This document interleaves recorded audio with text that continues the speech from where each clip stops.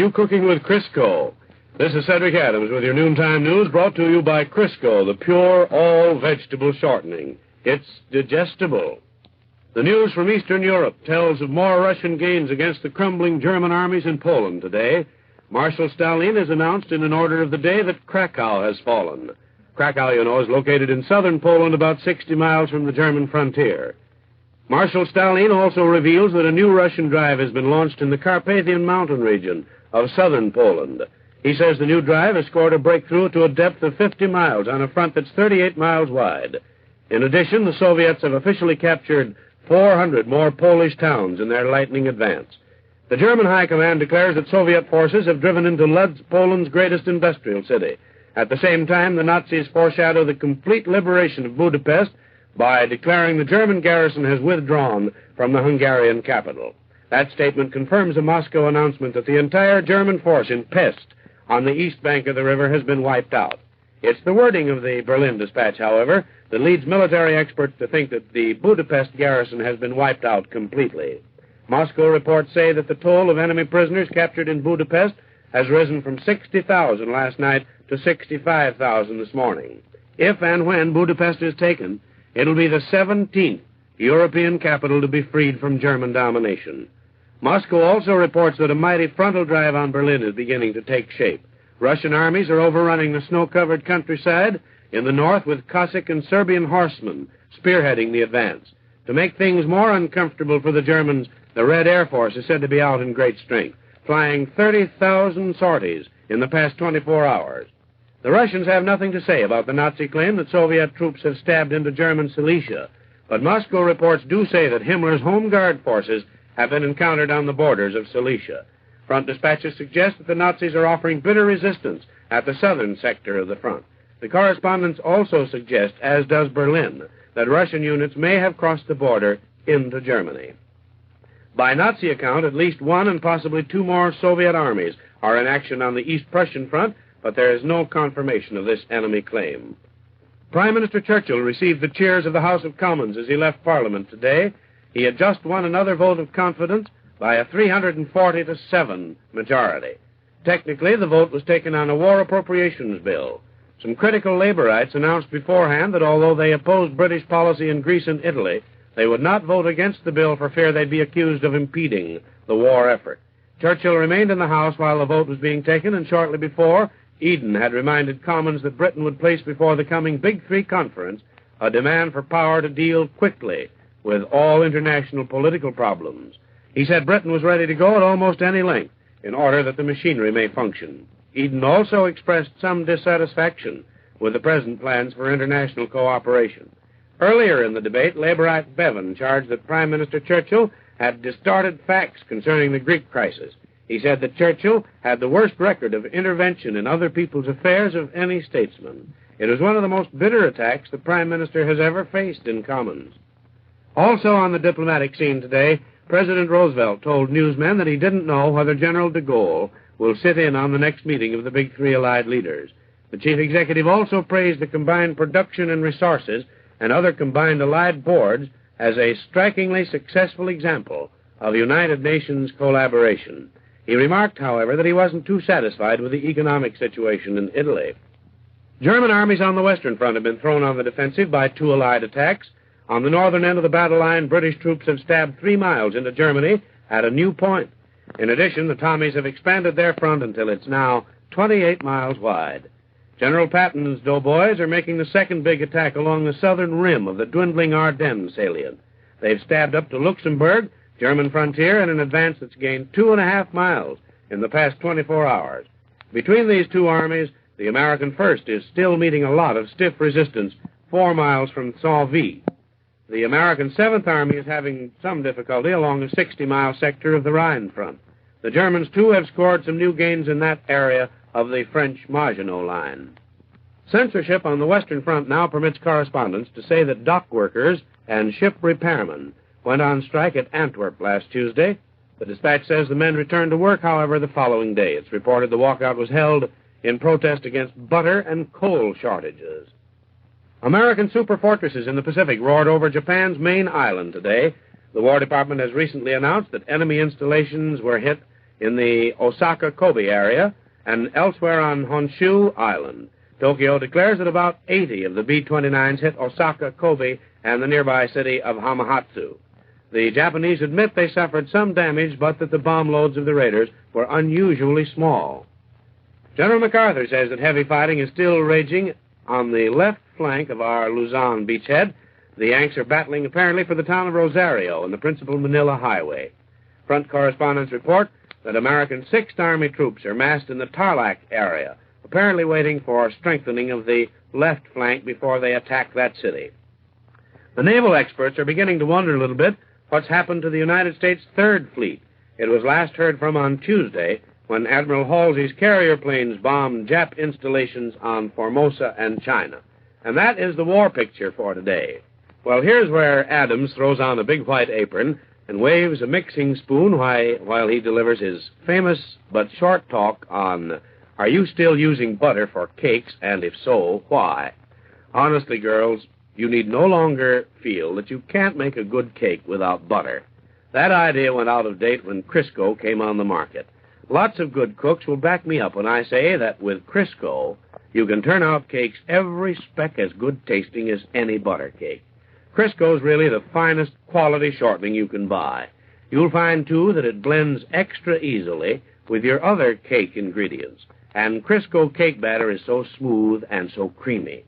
When you take a Crisco cake out of the oven, oh, boy, nice, even, moist layers with a texture like satin.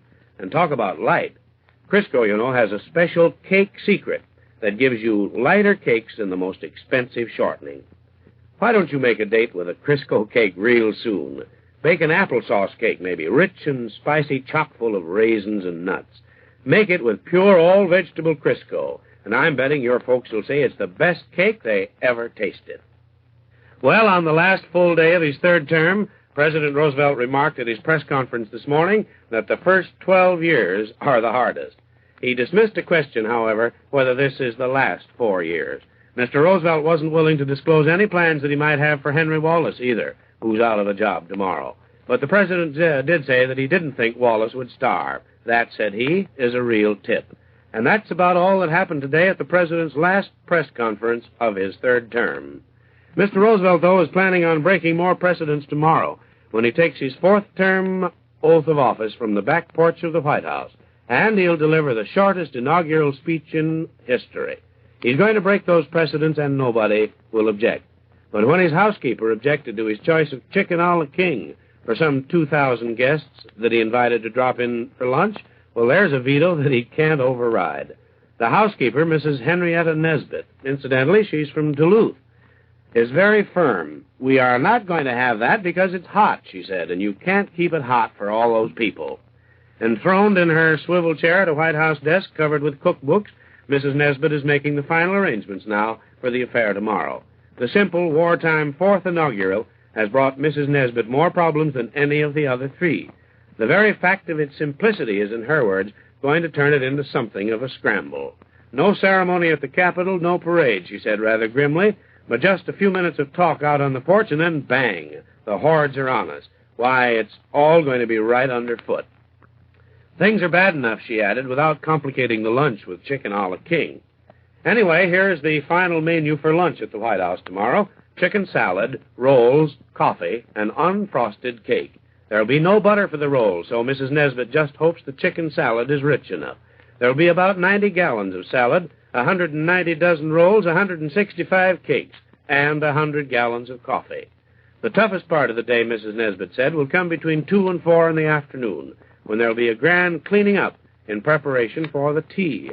You can imagine what it'll be like, she said, after hundreds of persons have had to stand upright like sardines, balancing plates of chicken salad. FBI Chief J. Edgar Hoover has sounded a warning to the nation to be on the lookout for 3 Nazi espionage agents. Hoover says that these enemy agents are under orders to enter the United States, and he reveals that the men in question were associated with Eric Gimple and William Colepaw, the 2 men taken into custody after reputedly landing on the coast of Maine from a submarine. Both the House and the Senate are in recess in Washington today. The House Military Committee is having a busy time of it, though. Norman Kirk, who's Army Surgeon General, told the House group this morning that a draft of nurses is absolutely essential. He revealed for the first time that battle casualties have increased 270%. General Kirk said that since May, the number of battle casualties has increased from 200,060 to 450,000. By contrast, he pointed to the fact that the number of Army nurses has risen by only 2,000 in that same period. Well, nearly 200 curlers are up in Duluth today, vying for honors with curling talent from all over the Northwest. The occasion is the second annual Consolidated Bonspiel, which officially got underway yesterday. Two major events are featured, the Dietz, which started today, and the Dunbar Memorial event, which starts at 9 tomorrow morning. Curling enthusiasts literally jammed the Duluth rink yesterday, and an unprecedented crowd is expected today. The weatherman has frowned slightly on the series of events with a rather warm 32-degree temperature reading yesterday, but today is scheduled to be a little colder, so the Bonspiel should go off with no hitches. The amazing story of a Minneapolis bookkeeper who embezzled $214,000 over a 10-year period came to light today. The bookkeeper is Leo Rodier of 4000 Wentworth Avenue, who freely admitted taking the money from the Northern Finance Corporation, 1217 Plymouth Building. Rodier, the father of 4 children, 12 to 20 years old, found out that his company was going to check all individual accounts this year. He walked up to the corporation secretary and said, "It won't add up." Rodier's been fantastically lucky all these years, it seems, for the usual system of auditing at the firm checks at least 50% of the accounts. Never once during the 10 years were any accounts that Rodier falsified checked. Officials agree that it absolutely defies the law of averages. This year's complete check exposed him. At the end of each month, he used to block out sections of the accounts so that they wouldn't register on the adding machine. County Attorney Mike Dillon says that Rodier can't account for any of the money and says that he's just spent it. His personal bank account shows only $3.75 on deposit. A company director says, however, that the company is covered by bond for the entire loss. 16-year-old Charles Thomas of Seattle, Washington, has now confessed to the fatal beating of another teenaged youth over non-payment of a $1 debt. But young Thomas sobbed, "Mom, I didn't do it," as his parents visited him in jail out there today. Earlier, Thomas had admitted wielding a makeshift blackjack composed of a shower handle and a glove that caused the death of young John Emberg. Emberg, also 16, was a fellow inmate in the jail's juvenile department. Sheriff's officers reconstructing the crime said that 6 other young prisoners apparently held Emberg while Thomas beat him to death. The Thomases joined the victim's parents, Mr. and Mrs. William Emberg, formerly of Duluth, in demanding a thorough investigation of county jail conditions. Well, today's the day that new streetcar goes on its trial run. The new type car, which seats 54 people, compared to the 48 of the present cars, is to tour the Twin Cities sometime today. So if you see a red and green car traveling on the rails instead of the usual yellow one, don't be surprised. It's just a test car, company officials say, and they want to run it around for a while to find out just what changes, if any, they want to make in the new 40 cars that have been added for delivery this year. Up to today, the cars made short runs around the yards at Snelling and University. And that winds up noontime news for today, except for this final word. Breathes there a soul, a guy with soul so dead, who never to himself had said, "Boy, what I wouldn't give for some pumpkin pie." Now, I'm a lover of pumpkin pie myself, but deliver me from pumpkin pie with a crust like shoe leather. Really, it's an insult to a nice, spicy pumpkin filling to pile it on anything less than a light, tender crust. In other words, a Crisco crust. A Crisco crust, my friends, is pie crust as it should be. So tender that it topples neatly over onto your fork when you barely touch it. So easy to make, too. Just use Crisco and follow the Crisco pastry method printed right there on the label, and you'll get tender, flaky pie crust every time. Pie crust that's digestible, too. So if you're having trouble with your pie crust, by all means, get a jar of pure, all-vegetable Crisco and follow the simple pie crust directions on the label. With Crisco and the Crisco pastry method, you'll turn out tender, flaky pie crust every blessed time. So tune in tomorrow at 12:30 for your noontime news with Cedric Adams, brought to you by Crisco, the pure all-vegetable shortening. It's digestible. This is CBS, the Columbia Broadcasting System. Twin City Federal, the largest federal